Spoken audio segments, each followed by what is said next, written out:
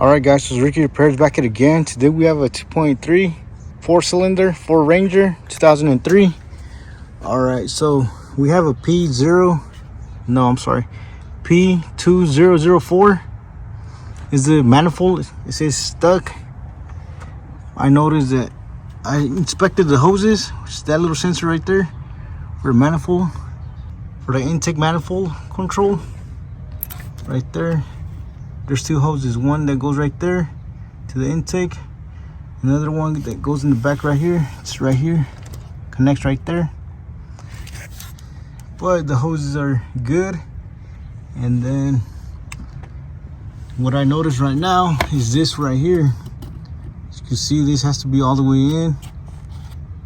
So what I'm noticing is that the car won't stay on. So I'm gonna go ahead and just tighten that. Hopefully it was just this. We're just letting all the air out right here. All right, let's go ahead and close that. All right guys, so I went ahead and started. As you can see, we tightened it. So yeah, no more starting problems.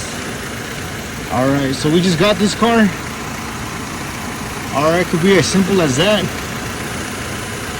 So we did have a check engine light for manifold intake,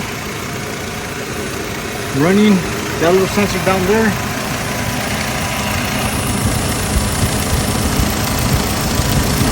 That one right there. I checked the hoses, they look good. Connect right there. Connect right there. Follow it by hand. Just follow it by hand. Just like right there. All right. So yeah, it could be simple as that. Right there. Alright, just gonna start the car. You can see no more problems. So before it wouldn't even start at all.